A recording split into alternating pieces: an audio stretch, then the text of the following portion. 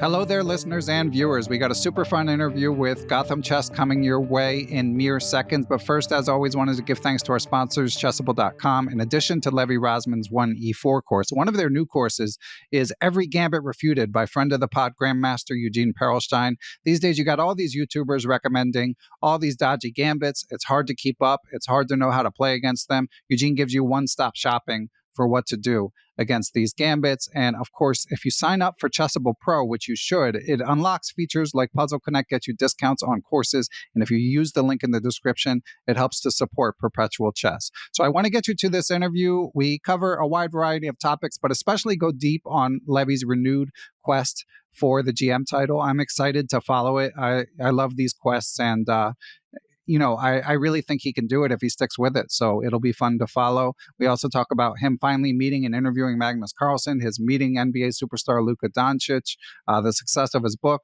Lots of fun stuff in there for you guys to dig into. So I will get you to it without further ado. Here is my interview with I am Levy Rozman. Hello, everyone, and welcome back to Perpetual Chess. Thrilled again to be joined by the chess YouTube star, closing in on 5 million subs, may be there by the time you guys hear this, 1.1 million Twitch followers, now a best-selling author and Chessable author, and for some reason has agreed to come on Perpetual Chess for the fourth time. Excited to chat with him. Welcome back. I am Levy Rozman, a.k.a. Gotham Chess. Thank you. This is our fourth?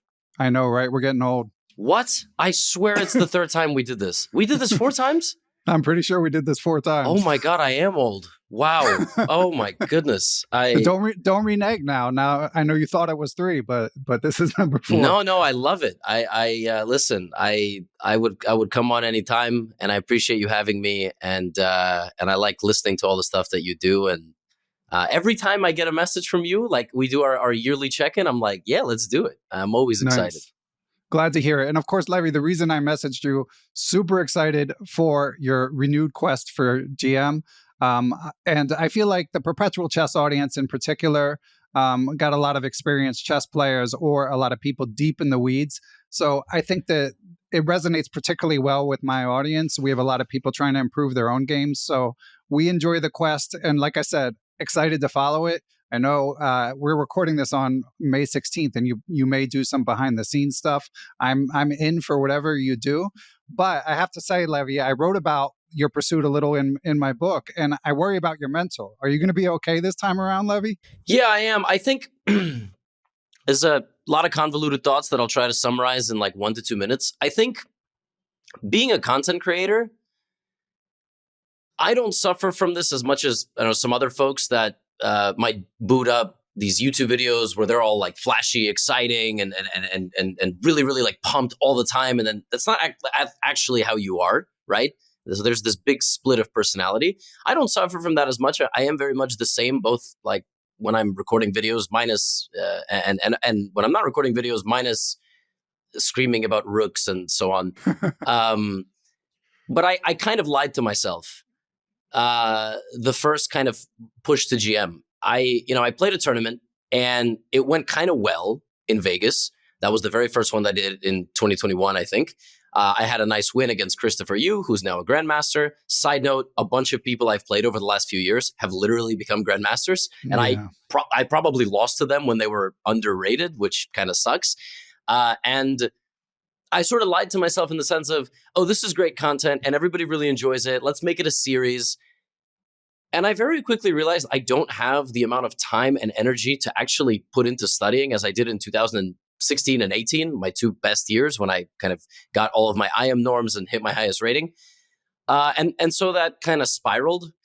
And I had to, boot up my recaps and talk about my push. And at the same time, I'm like not putting in the work, because if I put in the work, my content suffers, my, running my courses website suffers. And then I would handle losses really poorly also, which the whole thing doesn't make sense. Like, if you're not going to practice, why are you getting upset that you lose? And that was weird. And I think this time around, I'm going to be very cognizant about that. I'm working a lot harder. I'm generally like pouting over losses a lot less, which is hard. It's like actually hard to do that. But I mean, it's part of the journey. And I tell subscribers that they're going to lose half their games. Maybe I won't lose half, but I'm going to lose a good amount of my games, and I just have to get better. So I'm going to do a better job this time around. I think I already am. Okay, glad to hear it. Yeah, and as you recall, Levy, Patreon subs can send in questions, and longtime supporter of Perpetual Chess, Chris Wainscott, also asked about this journey, and you just hit one of the answers. But the other thing he asked is if you plan to train harder or smarter this time. Like, could you specifically discuss your training? I mean, obviously, you've already posted one lesson with Grandmaster Arturs Neiksans that was really fun to watch, and I'm sure you'll have more up by the time this interview comes out. But what's your training regimen going to be? Yeah, I mean, I will tell you, 2 years ago, it was relatively superficial. And I sort of regret that. I can make a big flashy series and say, well, this is my road to GM, and I can go in. And at the end of the day, I'm not particularly comfortable in the first 10 moves, 10, 15 moves of an opening. And then I'm like trying to play exciting and dynamic chess, which doesn't really make sense because I'm not setting myself up to do that. And then I have a bunch of bad habits like overcomplicating the position, which, by the way, Grandmaster Neiksans gave me a very good summary of all of my problems. And I kind of sat there and was like, this is great. This is like, I love this. And I overcomplicate the positions. I'm not always a patient player.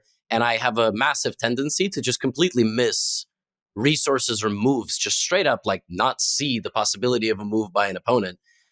And that's something that I'm going to train. It's something I'm going to be very cognizant about. And the opening training. I mean, I'm not shying away from main lines as much. And my goal is not to speed run learning, a bunch of different sidelines where I take unnecessary risk because I need to like win some games. My goal is that in 5 years, even if I'm not a GM yet, I'd like to be 2450. I'd like to have maybe a GM norm. And I'd like to know main lines a lot better and be in a spot where I can wake up at 10:45 for an 11-round game, and I don't care who I'm playing. Like, I can just show up and go play. I would never do that now. Now I would prepare an hour, 2 hours before every game. But I want to get there. I want to get to a spot where I don't need to be so stressed. Like, I know my openings very well. I know the ideas very well. I know the deviations well. You can't really prepare for me. And whether you're 11 years old or 50 years old, I'll have a comfortable game and won't feel that pressure early on. Yeah, well, two follow-ups. Number one, I'm glad to hear you mentioned 5 years because obviously, even though Wojciech Miranda, who you've worked with in the past, mentioned he felt like you had the strength. You just had to put in the work. And from my 2100 perspective, that's my thinking as well. But it's a long journey, and obviously your FIDE rating has fallen, so that sort of prolongs the journey. And then in terms of the openings, I mean, Grandmaster Neiksans actually said that was okay for you. But maybe we'll return to that in a minute because the other point that I wanted to highlight was, again, as we record, you just posted a video where you recorded in Zen mode. It's like an extension that you use to play Title Tuesday and not be aware of which particular big shot you're playing, even though you know you're going to be playing some super strong player. So is that something you've struggled with in the past, sort of like lionizing the opponents that you're playing or fearing specific individuals? Yes and no. Specifically to Title Tuesday and all of these online formats like Speed Chess Championship, I think I play much worse with the 1 second increment. It changes something mentally inside of me where time is no longer a factor. So when I play 3-0, I know I'm going to lose on time, so I have to play fast, right? And I don't judge the quality of every single move. But in 3-1, I can't play on impulse anymore. And my impulse and my instincts are generally quite good, but I start to think way more because somehow I think I have the bonus time, so I won't lose on time. And at the same time, I think, well, they have bonus time, so they have more time to punish my mistakes. So I give them credit and take it away from myself, at the same time. So I don't think it's quite the same in a 90-minute game. In Blitz, I tend to panic much more in like a time scramble, especially when I know that I'm winning.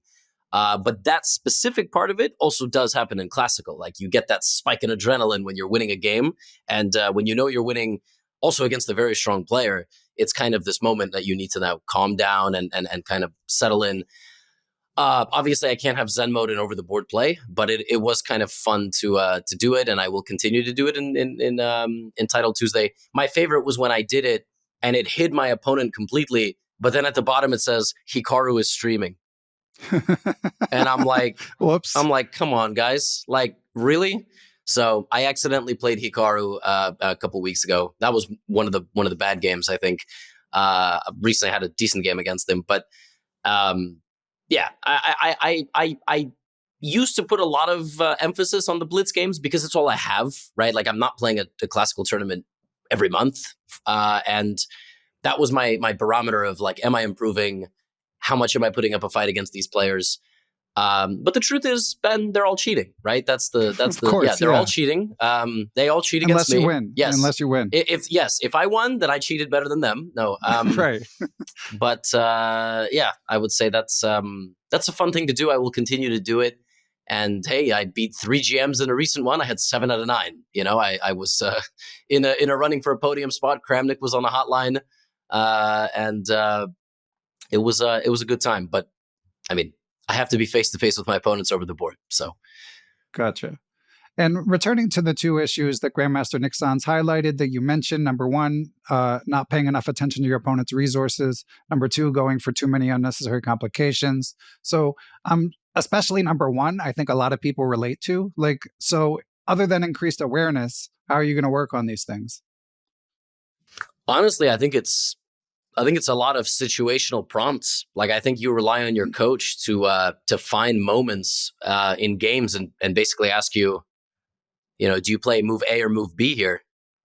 And that's literally it. I mean, you just brute force it. You could solve puzzles as well. But the problem with puzzles is that not all of them have this prompt, right? Like sometimes a puzzle is just sort of a brute force calculation. And at the same time, a lot of puzzles now, especially the ones we do online, are timed. So you're incentivized to do something faster because you're going to gain points and then you're going to feel good. And if you take too long or you think too long after the first move, you get punished, right? Because that's kind of not the way you're supposed to solve them. But in this case, he will send me a PDF and it's kind of untimed, or he will say, spend 10 minutes on this position. And then I have to be honest with myself. I have to set a timer for 10 minutes and I have to give him, what I came up with. And I do that. Like I recorded one of the homeworks that I did, a couple of them. I had a very clean thought process. I made a decision. It turned out to be right when I checked it with the engine. The other, I spent 5 minutes and I had nothing. And I told him like, I think I should have spent 15 minutes here. I don't think 5 minutes was enough time. So it's a long process, long training process. You have to be very honest with yourself. You have to not cheat. A lot of people like cheat on their homework because they sometimes...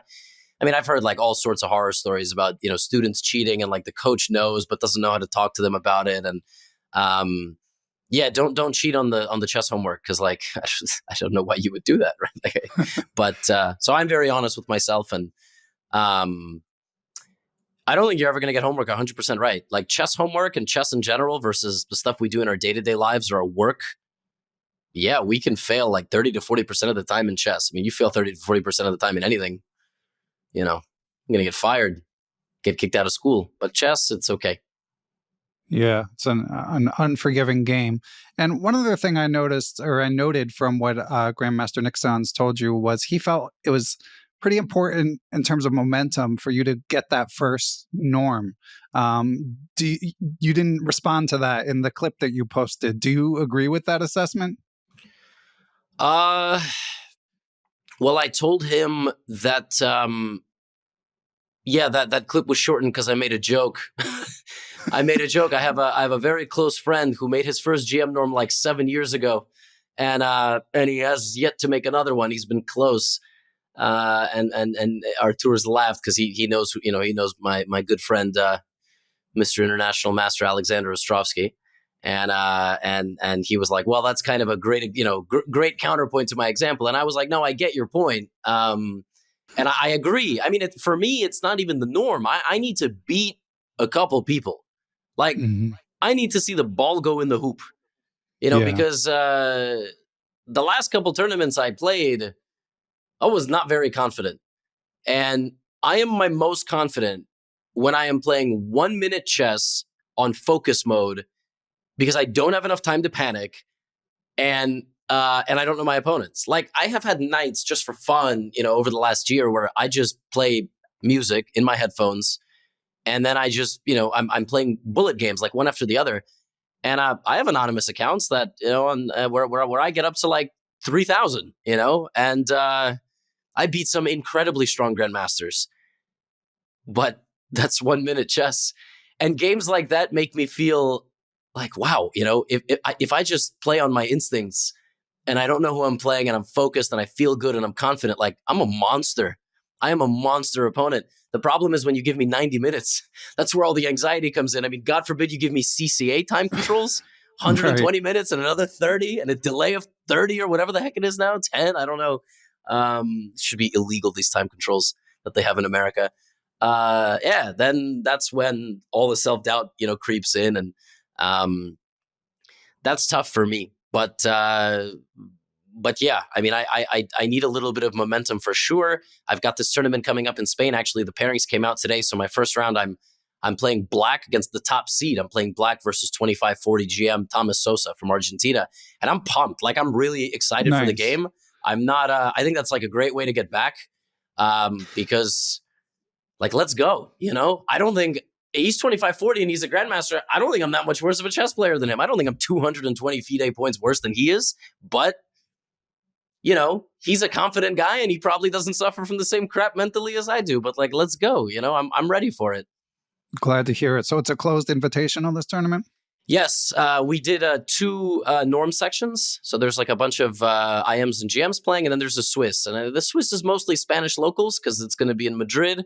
But there's a handful of streamers playing. I think Anna Kramling is playing. And I think the Botez sisters were considering playing. But I don't know if they posted all of that or... but yeah, we tried to make it, streamer friendly. So there was a lot of eyes on the tournament, on them, and also on me, kind of the unretirement story. And obviously right before that is Jose versus Kramnik. So that will be very fun. And I'm looking forward to it very much. I mean, everybody in Spain wants to support everybody else. Like, people are offering us all sorts of stuff for free there. It's really amazing. I love it. Nice. And obviously this one will have special coverage, but as the journey goes on, are you planning on streaming your OTB games? Yes, I want to. I'm a dinosaur, so I don't know how they do it. Like, I watch their streams and I go, how do they have the camera, but then also the commentators? And, like, do they have a laptop set up in the playing hall? As a New Yorker, I want to be out of everyone's way, and I don't want to ask for anything. And that's very tough to do if you want to live stream chess games at a tournament. Like, you got to ask them for a table. You got to ask them for a tripod, camera, permission for the players to be filmed, probably a laptop. And I'm thinking, like, in America, someone's going to accuse me of cheating. Like, someone's going to be like, the laptop is sending him moves through his head or anus or, whatever. And I'm a little bit concerned about that. But if they approve all of it, I would love to. I mean, I would love for people to kind of watch me live, and maybe we'll have my wife commentate the games. She did that when I was in New York, and she would hang out with the chat. Yeah, it was kind of fun. But yes, I would enjoy that very much, and post all these lessons and analysis behind the scenes a bit more, and obviously the recaps too. That's great. Well, I'm a bigger Light 8 than you, but I can tell you that I played Dina Belankaya in Charlotte when she was streaming it, and it was just a camera. So and she did have her friends commentating on her channel. So whatever went on beyond that was took place outside of the room. That's crazy. So, oh my God. So that's like too high tech for me, man. It's like aliens. Like, how does the camera go to the laptop? I don't even know. Well, I have a feeling a few organizers are going to be emailing you and be like, we got you, Levy. Don't worry. Just show up and play. I've been invited to a lot of tournaments. A lot of them require like 10 to 12 hours of flying. And I just kind of go, why don't I play in Massachusetts, Right. Well, your subreddit, and this was something that occurred to me too. Like, you mentioned in your video, you're not going to be able to play all the time because it's hard for you to play a strong enough tournament. Yep. But you do live in New York.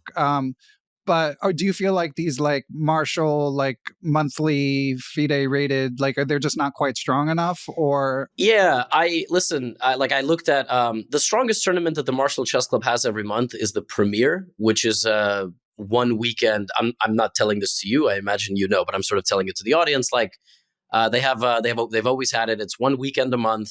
And it's a 3-day event. You play Friday night, you play 2 games Saturday, 2 games Sunday. And, generally the prizes are pretty good. And I think it's about 2,000 plus FIDE with some exceptions. Sometimes you get titled players. And so, you on the Friday night, you beat someone who's 2000, you beat another, expert, then master. And then the last kind of maybe 2 rounds, you play a 2300 and then maybe a grandmaster. That's great practice.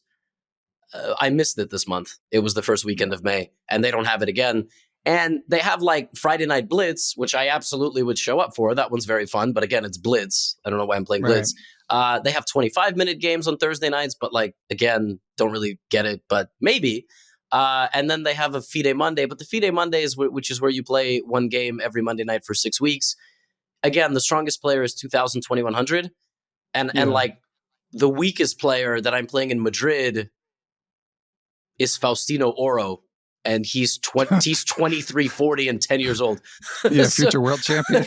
I'm looking forward to that one too, because he always beats me in Blitz and put 90 minutes on the clock, and I think I have a good chance. We've had some close matches, and you got to beat him now. I do. I mean, listen, I got the win versus Andy Woodward, right, in St. Louis. Right. Yeah. So yeah, I will hang that over him forever until we play again. I beat Chris Yu in a classical game. So yeah, I mean that's all to say that somehow the New York chess scene at the club level just isn't quite there for 2300 plus title players. But I mean, that's not where. Well, that's more like the semi-pro level is the issue you're running into. Yes. And what about your aforementioned friend, I am Alex Ostrovskiy? He's been organizing these invitationals in New York when those come along. Yeah. I think he was mostly inspired by the fact that most kids that want, and most players that want norms in America and don't want to leave America, basically have to travel to Charlotte or the Bay Area for a very long time. Like they were organizing norm events. And he kind of was like, listen, why do we have 10 New Yorkers going to Charlotte? This doesn't make any sense, including including himself. And he said, all right, you know what? Like, let's organize these here. He didn't do it to compete. These tournaments don't make money. Make no mistake. You got to rent the hotel. I mean, the Charlotte Chess Center has a venue. So if they wanted to play, I played at the Charlotte Chess Center, they don't have to pay the cost there. Sometimes they have it in bigger hotels and things like that. And maybe they found a way to make money on these things. But yeah, he worked hard and he pounded the pavement. And we have a bunch of local players who come from, around the East Coast to play, to hunt norms. I've lost to plenty of them. And it actually kind of, it's the crappy thing about playing closed norm events locally is you play a lot of talented kids, and I could compete and beat these people if I was training the way I was 5 to 6 years ago, but half-assing it the way I've been doing it, it's terrible. Very bad idea. None of them are unbeatable, but when you come in unprepared for a tough exam, like you're gonna get your butt kicked, and that's sort of what was happening to me. But it's like different culture, It depends. Like we have these New York events, but my friend has traveled all over. I mean, he was just recently in Dubai. He's played tournaments in Norway in the past. He went to Mexico. 2 of my friends went to Mexico. And in Mexico, it was a completely different atmosphere. It was like warm, sunny. You stroll into the playing hall, you play a game, and my friends were preparing by just like looking at people's chess.com accounts. Very different, and one of my friends scored a grandmaster norm there. And again, the average age of the opponents was a little bit higher, and I think generally a bit more lax.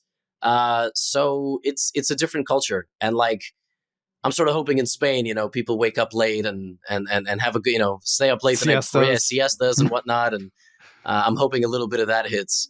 But then I wanted Faustino in my section as well. I said it would be a good, good content if I got to play him. So I actually half recruited him. I was like, get him in here and like let's go and we'll see. And I mean, he might win the section. It would be terrible, but different culture everywhere you play. So I'm excited to watch. And do you have tournaments firmly on your calendar past this June event? Yeah, I do. I guess this is the big reveal, big announcement. I'm considering the Philly International.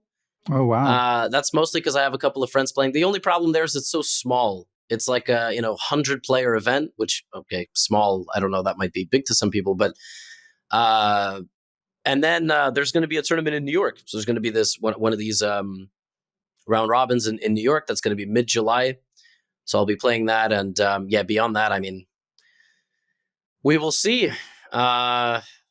My friend is trying to get me to go to the Abu Dhabi Masters in August, but I was like, again, why am I flying 12 hours? Like, I could just stay here.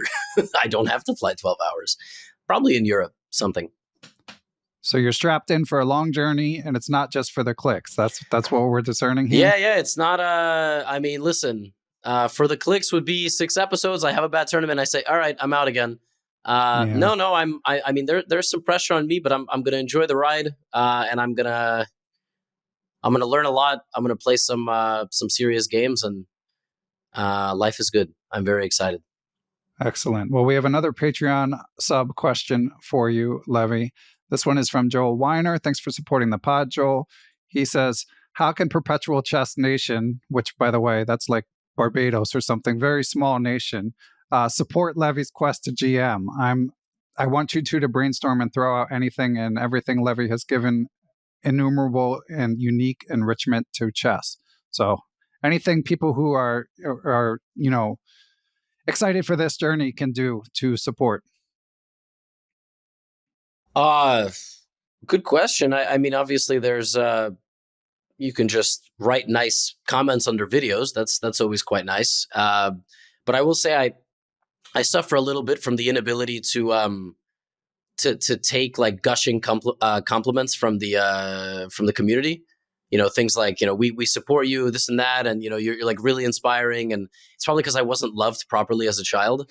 So I don't know, like, I'm like, oh, they're complimenting me. I got to make a self-deprecating joke now to balance it out. It might be that, the cultural upbringing and the humor in the family. But that's number one. I mean, beyond that, if you have a friend that wants to make a foray into chess, tell them to watch a couple videos and see if they like it. I would say, recommend the book to them. And if you want to support it, like you want to throw a couple bucks at it, I'm probably going to do some of this behind the scenes stuff because I think it's invaluable. A 2-hour chess lesson between myself and a grandmaster. We talk about all sorts of different things. I can show people how to solve like master level puzzles better. I think in all of this, like memeing around as a content creator, people forget I am very good at chess. Right. But also very human.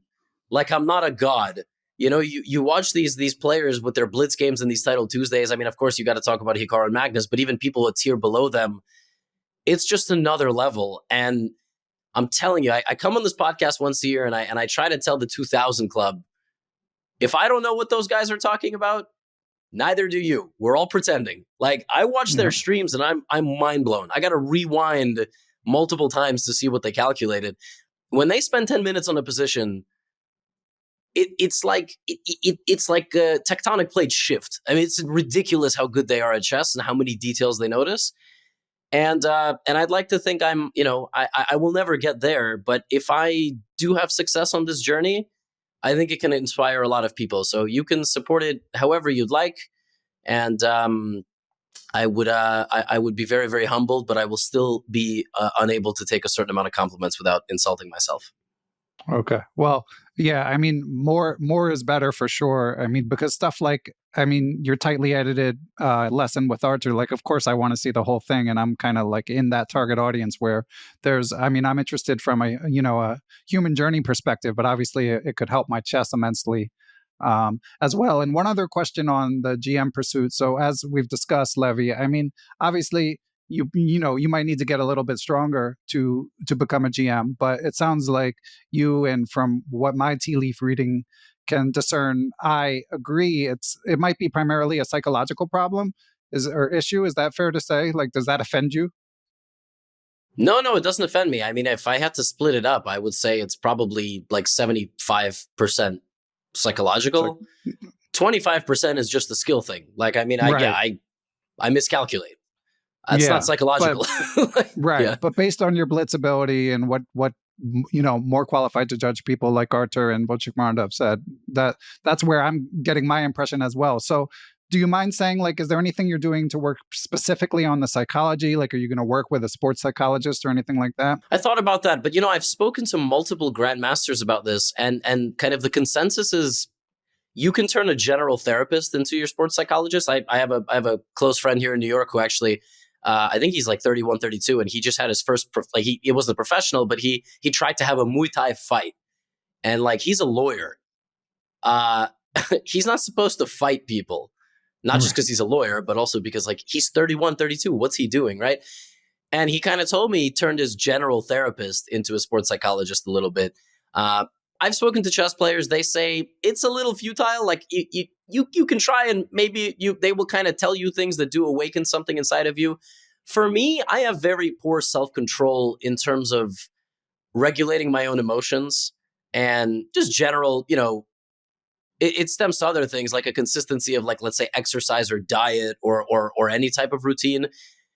And so I said, let me make a dedicated effort to myself first and see if my own regulation of my emotions can be successful or not.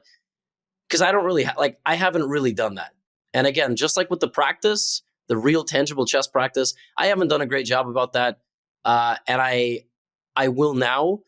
And if I'm working really hard on both of those things and I'm still failing, then I will seek some sort of external assistant, not like Stockfish, but sports psychologist or something like that. And but for now, I'm going to work on myself. Okay.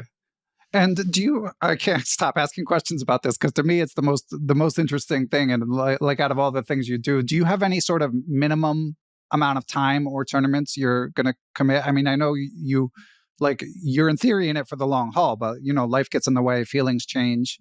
What do you think? Right now, I'm not thinking past anything past July. But I will tell you, and I will plan some more tournaments, but for me, like I've been very open and honest about this. I've just created certain barriers in my head, right? Like I'm 23, 22. Like that's a pathetic elo. No disrespect to any listeners, but I was 24, 30. Like I'm an IM. You got to be 2400 to be an IM. I mean, if I fall below 2300, I fall below the FM level.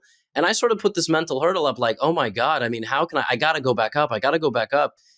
But I've seen tons of grandmasters who were 26-30 and now they're 25-10. Yeah. I mean, what the hell? That's 120 points. It's more points than I've lost. Everyone. Yeah. And they also regain 40 to 50 points. And I think, you look at Fabiano, right? Like Fabiano was 28-51 or 20, whatever he was. And then he went down to 27-60. That's 90 points at the ultra elite level. And he got back to 2800. I'm not Fabiano. And I'm also not a 26-30 GM, but like it's doable. Like, something has to change.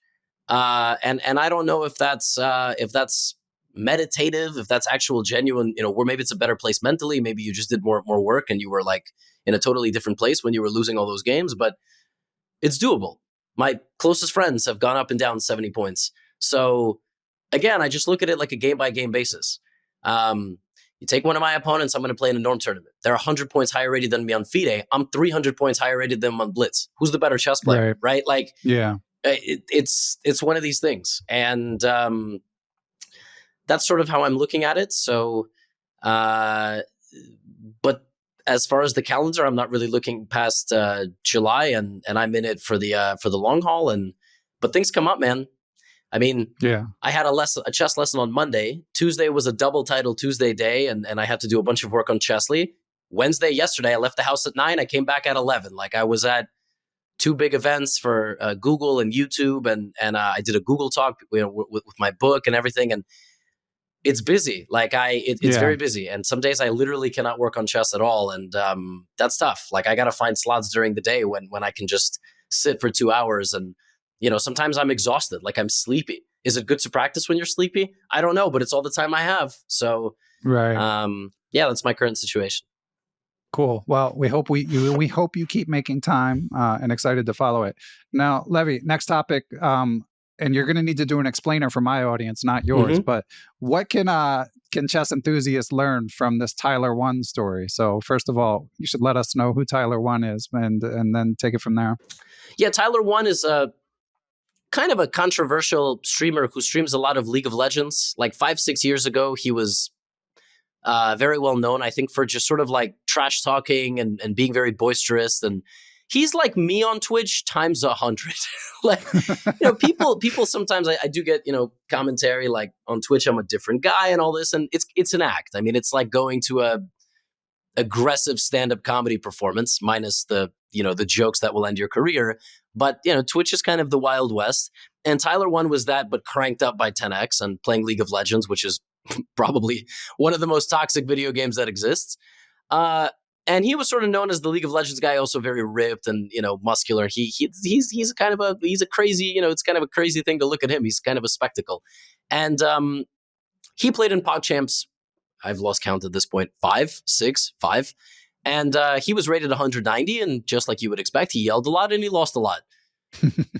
And then from July 2023 until now, May 2024, he just played a bunch of chess and plays the cow opening, which... which you should explain as well, because I didn't know until I watched your video. Yeah, the cow opening is something that I somehow Anna Cramling on some stream decided to call the cow, and I think it's obviously not, she didn't invent it. I don't know why it was named the cow after she named it the cow, but it's an opening where you move your E and D pawns one square, then you move your knights in front of those, behind those pawns, in front of your king and queen on E2, D2, or E7, D7, and then you hop them out again to the edges on G3, B3, or G6, B6. Inherently, it's an opening that wastes time, lacks central space, and generally gives the opponent a roughly -1 position. Magnus Carlsen himself recently was asked about it and called it totally stupid and an opening that he did not understand. And that man has played literally everything. So you know that Right. That was a pretty bold opinion. But at the, sub 2000 level, it's hardly exploitable because white is just rock solid. Or black is rock solid, whichever color you play it with. And it's kind of hard to exploit. You got to exploit it positionally and then with pressure and everything. And Tyler 1 just plays the same exact opening all the time. And he seems like that kind of guy. His brain is wired to play the same system over and over and over. He doesn't get bored. He has played in 10 months something like 15,000 chess games and done, or maybe it's 10,000 chess games and 15,000 puzzles. He has a puzzles rating of 3,600, and he has now a rapid rating of peak 1960. 10 months ago, he was 199. Amazing. What this teaches you is that if you are unemployed, if you're rich, if you are a full-time streamer and you have that luxury of, just somehow grinding 100 rapid games a day, you might succeed. But the truth is, I think his brain is wired a bit differently than most. I think he doesn't care about winning and losing as much as the average adult, which, people get mad and frustrated and annoyed and all this stuff. He's different. He's definitely different. But a few takeaways definitely exist there. If you find a good relationship with wins and losses and just enjoy the journey as opposed to being so results oriented, good things can happen. On the other hand, he has played way more games than the average human being. So you gotta take that into account as well. And but it's a fascinating thing to watch. And hey, multiple people average 2,000 in a year.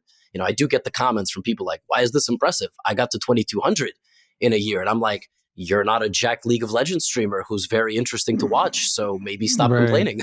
I don't know. I don't know what to tell you. And I would say it's got to be at least 1 out of 100. It's quite rare, if nothing else. It's unfathomable, given, all his other, things that he has. And obviously his ability to just sort of dedicate so much time to the game.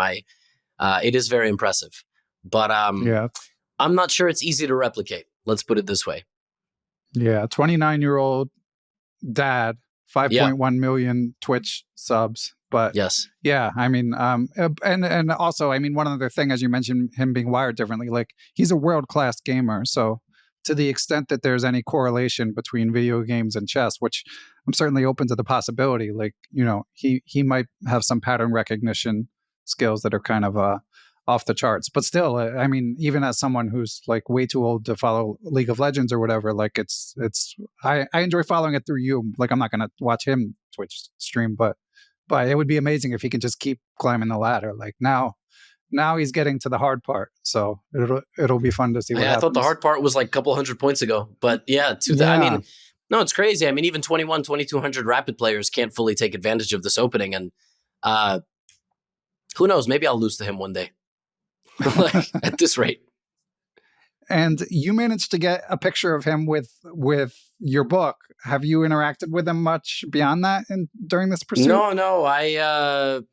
He uploaded the clip of him winning the Streamer Awards, and he was holding my book, which I found funny. But then he threw it. So, no, I haven't interacted with him a huge amount. I recently was honored. I think he followed me back on Twitter, which will never be called X. Let's just get that out there. We're never calling it X. He followed me back, and I would love to do something, because I'm doing a little bit of weightlifting, and obviously I'm at the gym, and I thought it would be very funny if he yelled at me while I was in the gym, and I yelled at him while he was playing chess. But he seems kind of very happy in his own world with his partner, and I don't know if they're engaged, married, and now he's a dad as well. So I don't want to break into that bubble. I don't like when people break into my bubble over here, so I can totally respect it. Yeah, and you tweeted, speaking of the gym, that you hit a new personal record in terms of, I think it was squatting. Is that related to your OTB comeback, or is it just kind of a side benefit that you're emphasizing fitness? No, that's been there for a while. Lucy and I have been going to just some personal training for about the past year. I have a standard, Eastern European body. I have strong leg muscles, a massive belly, which I just can't get rid of. I mean, it's kind of incredible. And, but I can lift 250 pounds apparently. And I think the gym has sort of given me some breakthroughs. I kind of stopped myself with my lower back problems for many years from lifting. And I just started challenging myself and sort of said, if I do it right, and I do it under supervision, I can get stronger and I won't have these lower back problems. And so, so far so good. I'm very happy. And my worst nightmare is, if people find out who I am in the gym, and then I start getting asked to post stuff or I just want to be a nobody. I just want to lift some weights, and it's not always possible. So. Yeah, the gym in particular, it's you want to get in a certain headspace, Yes. But sometimes it happens. That's one. Yeah. In personal training, for a couple of weeks, a guy was working, this was maybe 2 years ago on my lower back. And then one day he's like, someone told me you have a huge YouTube channel. I'm like, oh no, the whole dynamic is going to change. And he spent the hour talking to me about it. And I was like, starts telling you about his channel. Yeah. I was like, you should make a channel, it just changes the dynamic a bit. And listen, I'm humbled and I'm appreciative, but sometimes you just want to be a regular human, and you just want to lift some weights or get personal training or go to the dentist, and the dynamic changes. And that's sort of my only, I would say, pet peeve. But listen, life is short. So. Gotcha. Well, Levy, last time we chatted, your book was not yet out. Now it's out. And you recently tweeted, going to be translated into 10 languages. The reviews are quite good. I'm super impressed with it. I mean, I'm not the target audience, but it's a beautiful book, very well presented. I'm gathering you're pleased with the reception of it? Yes, I am. I have it here. I still have a stack in the house. It's a beautiful book. I really love the job that Penguin did with it. There was a lot of pressure in writing this book, and I probably talked about it a lot in the previous episode, but I will say it needed to be a mix of, I wanted it to be the first chess book you recommend somebody, and that's no disrespect to what was out there for many years, like the Bobby Fischer Teaches Chesses of the world, the Jeremy Silmans, may he rest in peace. There was a lot of good kind of agreed upon first chess books. This is not an attack on those books whatsoever, but I wanted this to be kind of a modernized take. And this book, I think, is exactly that. I worked my ass off writing this book. I read it cover to cover on multiple plane rides to edit everything in the sidebar, where everything should be.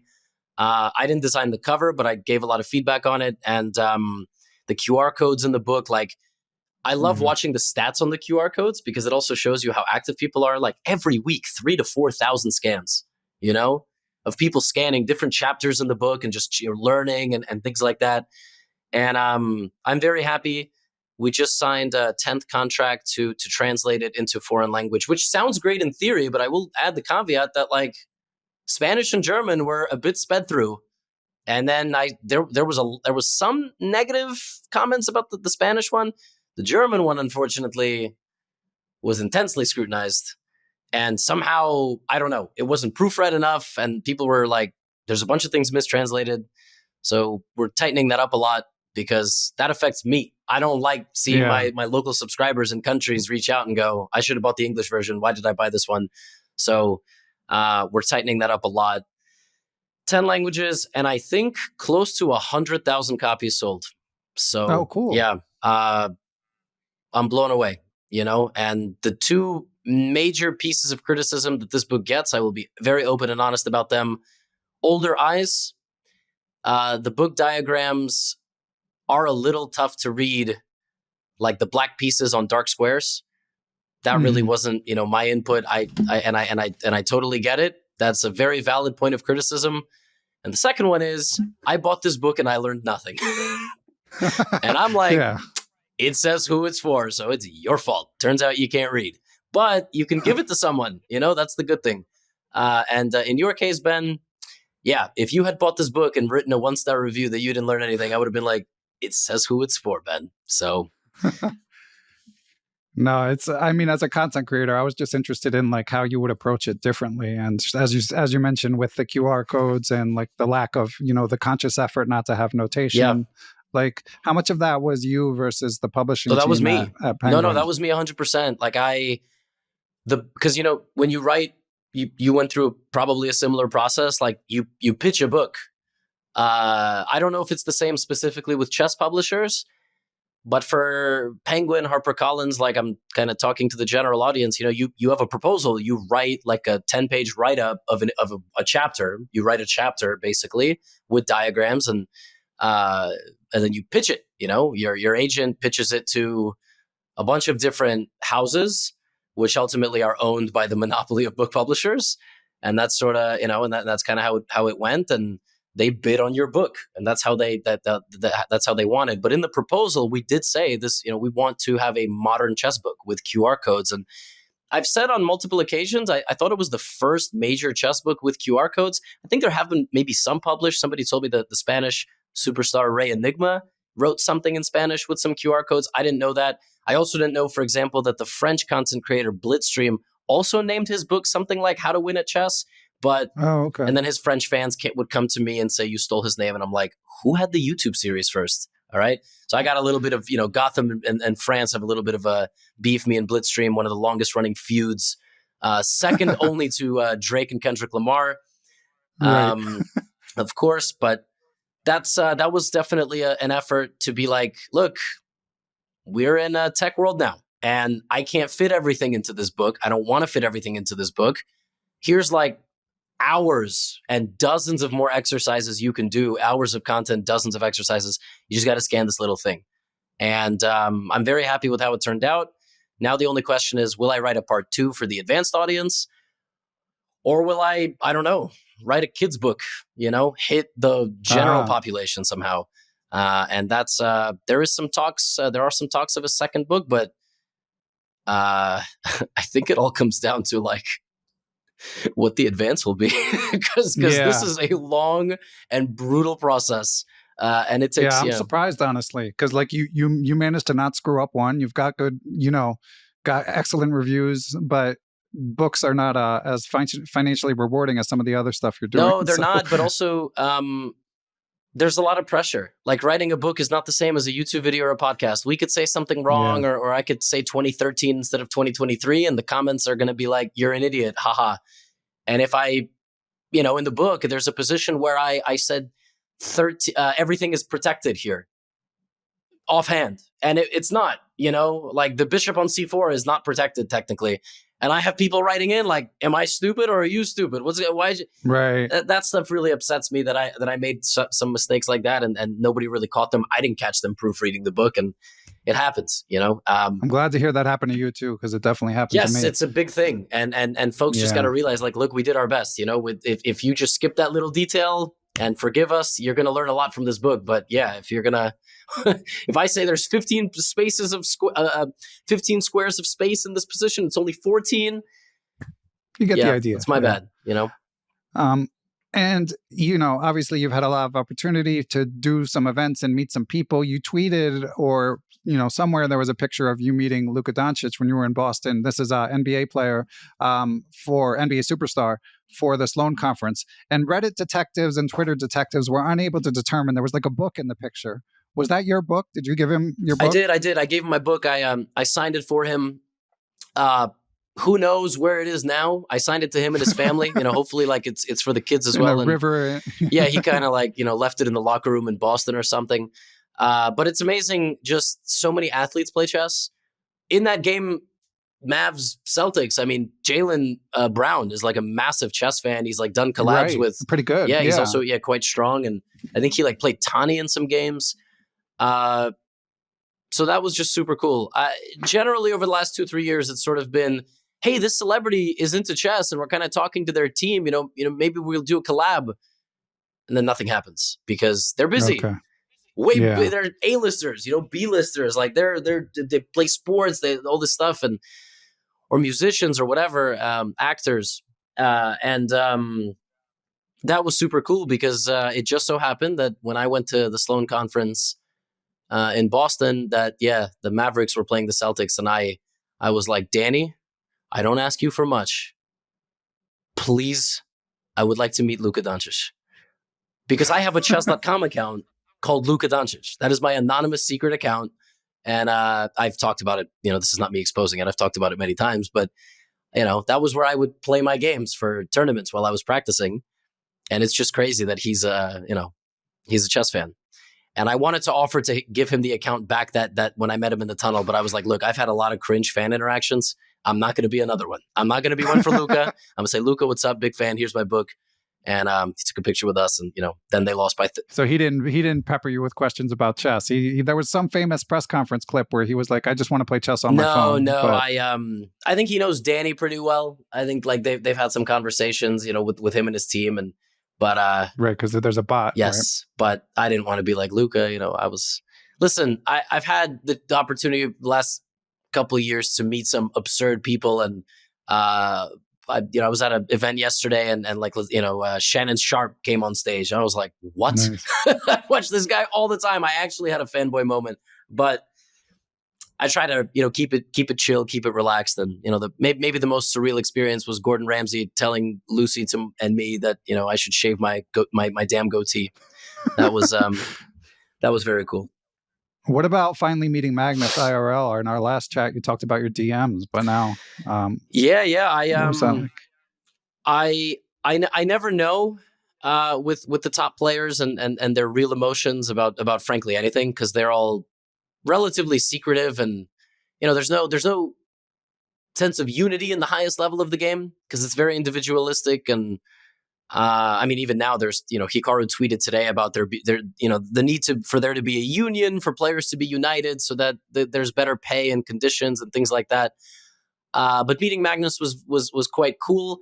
You kind of get the sense with him, you don't really want to pull him aside for too long because he doesn't really want to do interviews because he's been interviewed by everybody and asked everything. So when I was at the Champions Tour, I was like, Magnus, I want to ask you some questions that I hope can kind of go viral. And, they don't always have to be about chess. And I didn't know what that would look like.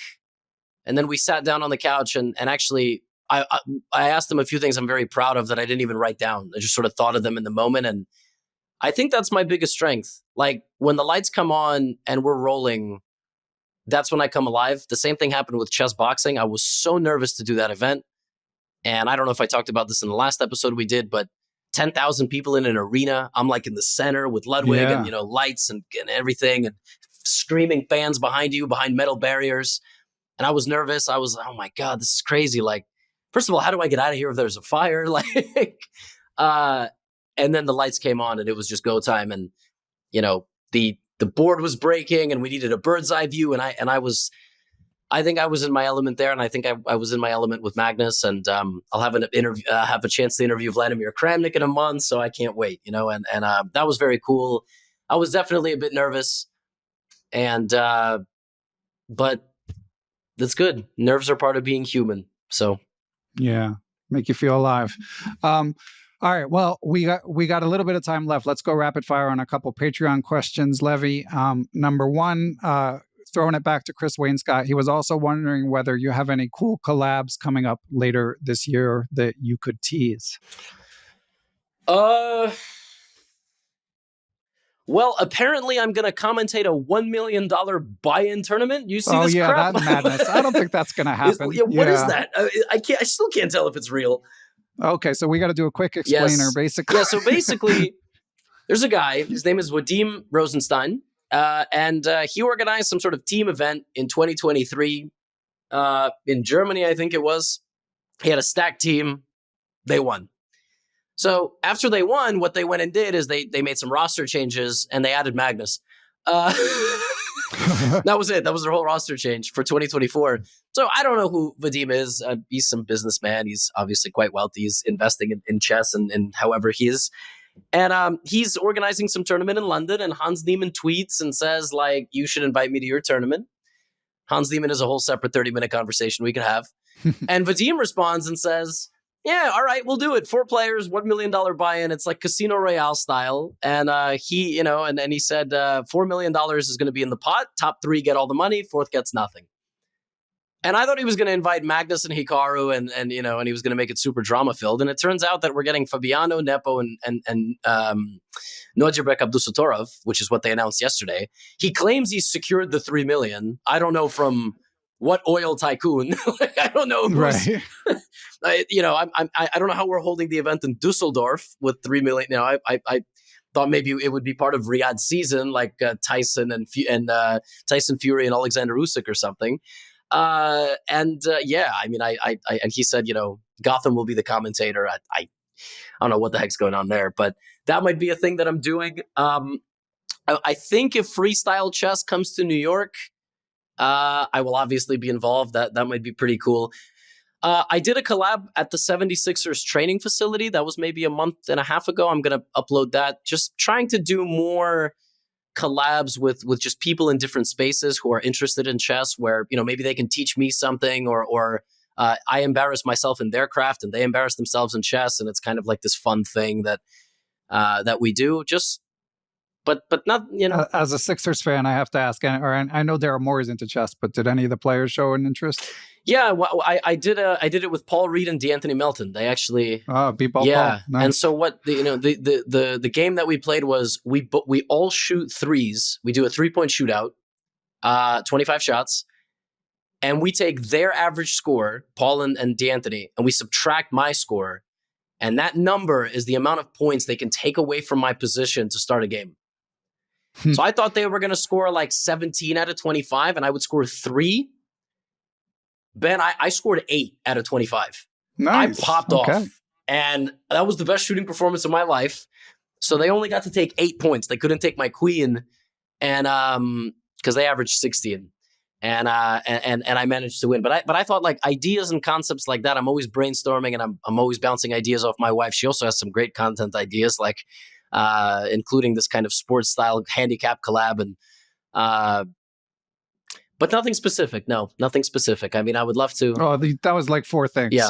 So you're good. And just to tie a bow on the $1 million thing again, we're recording May 16th, and I have a feeling by the time this comes out in 10 days, this will have either like faded away or there'll be more news. But I mean, currently the ball's in Hans court, and he's supposed to come up with $1 million, which is kind of ridiculous. So anyway, we'll see what happens. Last question, if you're up for it, Levy. Let's end with some chess improvement talk. This one is from Jeff Anderson, who says, here's a paraphrase of a statement by GM Matthew Sadler. He says that using its positional evaluation only without calculating, Chess Engine Leela plays at 2,500 strength. So what's your reaction to this statement? And if you were to incorporate positional evaluation training as part of your push for the GM title, how would you do it? I think it's probably the same as I described with finding opponents' resources. I mean, I think it's sometimes difficult to self-diagnose or at least self-source these types of positions.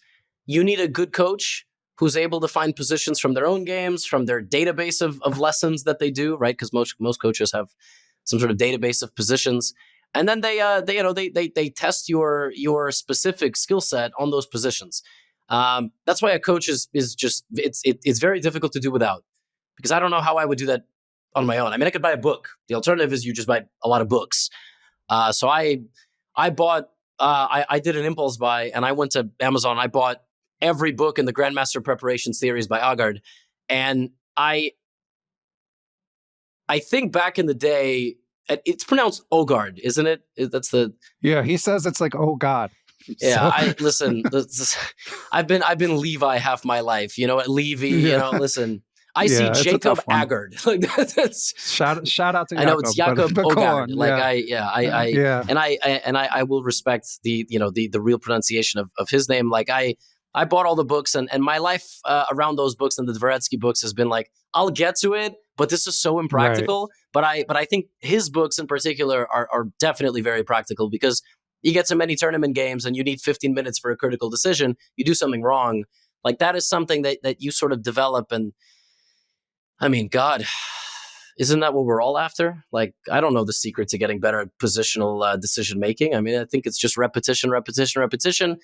And then what will happen is in tournaments, you'll make the right decision instead of 6 times out of 10, 7.5 times out of 10 on average. And that's where you gain 50 points. So, yeah, that would be massive. All right. Well, we hope you gain 50 points in June, but more important that you enjoy yourself and are able to sustain this content. Although, obviously, if it starts driving you crazy, you got to do what's best for you. But Levy, always a pleasure to catch up. Really appreciate it. Look forward to this journey and everything else. Thank you for having me, Ben. I look forward to round 5.